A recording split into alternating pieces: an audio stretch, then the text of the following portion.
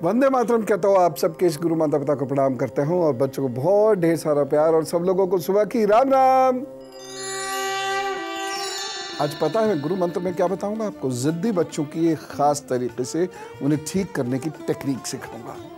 तो जिनके बच्चे जिद्दी हैं वो उसको ज़रूर सुन लीजिएगा। और जो आज की बातचीत का मुख्य मुद्दा है वो ये है कि मेरे पास बहुत सारे लड़के लड़कियों के ईमेल्स आते हैं जो प्रेम विवाह करना चाहते हैं लेकिन कर नहीं पा रहे, कोई ना कोई समस्या आती चली जा रही है। और आज इसी विषय पर हम बात करते हैं कि प्रेम विवाह क्यों नहीं हो रहा है, दिक्कतें कहाँ आ रही हैं। और ये भी हम लोग ज़रूर बात करेंगे कि बहुत सारे लोग हैं जिनका प्रेम विवाह होता है, प्रेम विवाह होते ही दिक्कतें आनी शुरू हो जाती हैं और बहुत परेशानियों से वैवाहिक जीवन गुजरता है। ऐसा क्यों होता है इसे मैं आपको हाथ पर समझाऊंगा, जिससे बच्चे भी अलर्ट हो जाएं, बच्चों के माता पिता भी अलर्ट हो जाएं, क्योंकि विवाह जिंदगी का सवाल होता है।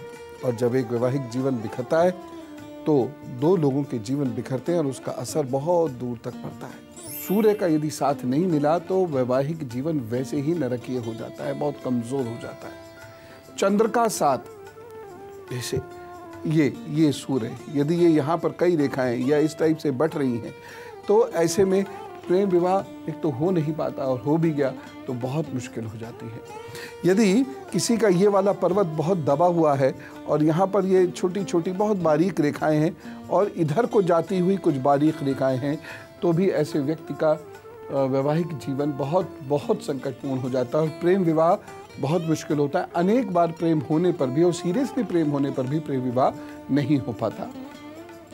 सूर्य चंद्र की कमजोरी से बृहस्पति भी पूर्ण फल नहीं दे पाता, जिसका कारण है कि ऐसे प्रेम विवाह में माता पिता का विरोध हो जाता है। वैसे एक बात आपको बताऊं, यदि आपका ये वाला हिस्सा बहुत खास उठा हुआ नहीं है और यहाँ पर बहुत सारी रेखाएं हैं या कोई स्टार बना हुआ है तो आपके प्रेम विवाह में माता पिता का, भाई बहनों का सहयोग आपको नहीं मिलेगा।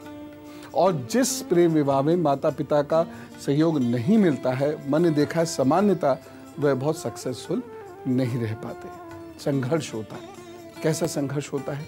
मानसिक कष्ट।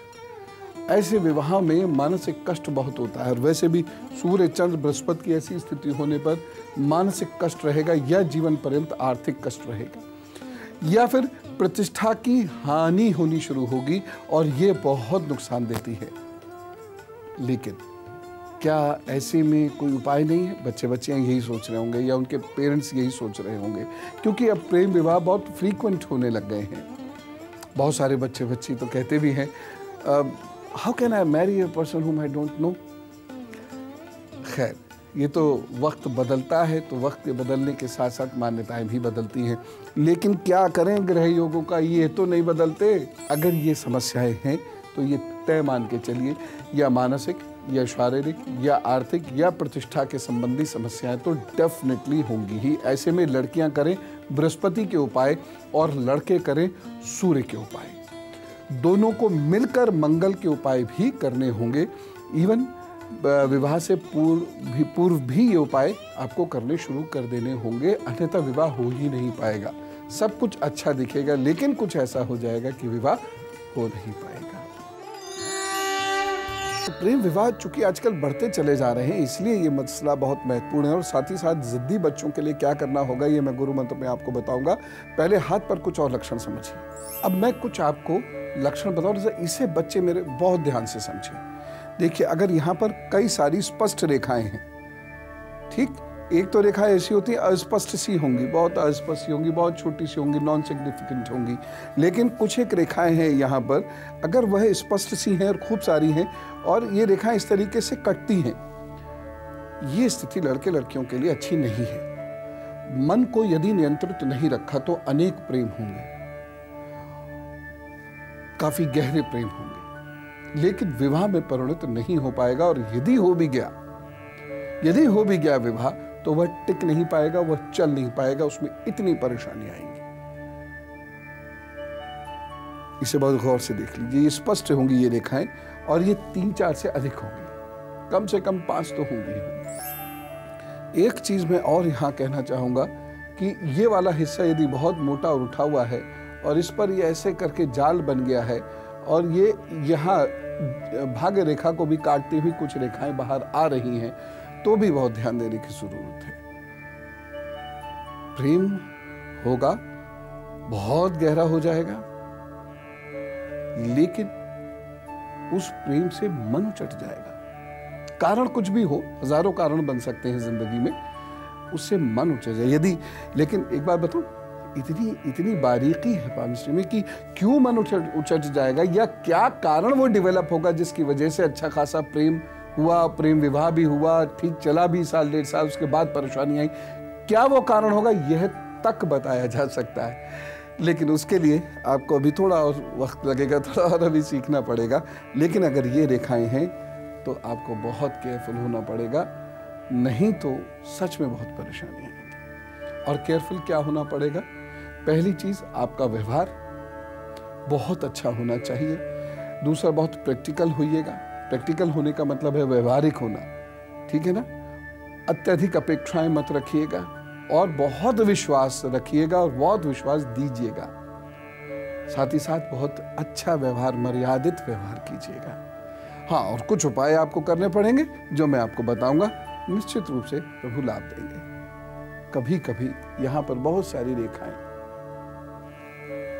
प्रेम होता जा रहा है लेकिन निभ नहीं पा रहा, अच्छा खासा प्रेम विवाह भी हो गया, लेकिन उसके बाद बहुत लड़ाइयाँ, बहुत परेशानियाँ। मैंने ऐसे ऐसे केसेस देखे हैं, 5-5, 6-6 साल पुराने रिश्ते, 2-2, 3-3 साल पुराने रिश्ते टूट गए।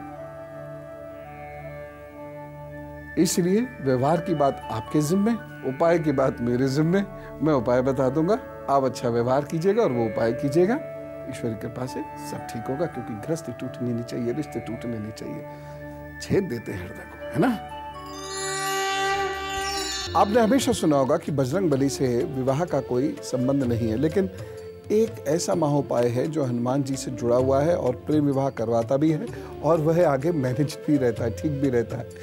ये जान लीजिए कौन सा वह उपाय है। और हाँ, खास बात वही कि जिद्दी बच्चा यदि घर के अंदर है तो उसको कैसे ठीक करना है, इसका एक गुरु मंत्र दूंगा आपको। खैर, अगर परेशानियां हैं तो आपको उपाय करने होंगे, नहीं करेंगे तो परेशानियां रुक नहीं सकती। हो सकता है आपको लगे अरे नहीं ऐसा थोड़ी होगा, हमारे साथ ऐसा थोड़ी होगा। एक क्षण में कोई योग जब पटकी मारता है तो फिर व्यक्ति सीधा खड़ा हो नहीं पाता, ये मैं आपको बता रहा हूँ। इसलिए आज अगर अच्छा है तो कल गड़बड़ नहीं होगी, ऐसा मत सोचिएगा। तो आपके हाथ पर जो मैंने अभी संकेत दिए वो कहीं भरते हैं तो सोने का छल्ला बृहस्पतिवार को तर्जनी में धारण अवश्य करें। माली के बच्चों को ऐसे लोग बृहस्पतिवार को उपहार दिया करें। हल्दी का तिलक ऐसे लोग अवश्य धारण किया करें। गुरु की सलाह से ही कार्य कीजिएगा विवाह संबंधी, ये बात का ध्यान रखिएगा। और अगर गुरु नहीं है तो घर के जो बुजुर्ग हैं उनसे आप सलाह ले सकते हैं, अपने शिक्षकों से सलाह ले सकते हैं। पीले वस्त्रों का दान बृहस्पतिवार को करना शुरू कर दीजिए। जब से विवाह का मन बनाया है तब से लेकर जब विवाह हो जाए उसके 1 वर्ष बाद तक ये उपाय करते रहिएगा। किसी स्त्री को मोती अथवा सीप का उपहार एक बार दे दीजिए। पूजा स्थल की साफ सफाई कीजिए और पीले चावल जेब में रखने की एक आदत बना लीजिए। एक और उपाय है, निहार मुंह केसर जीभा पर, अपने जीभ पर सुबह सुबह रख लिया कीजिए। और अब गुरु मंत्र, प्रेम विवाह कराने वाला एक बजरंग बली का बड़ा खास उपाय है।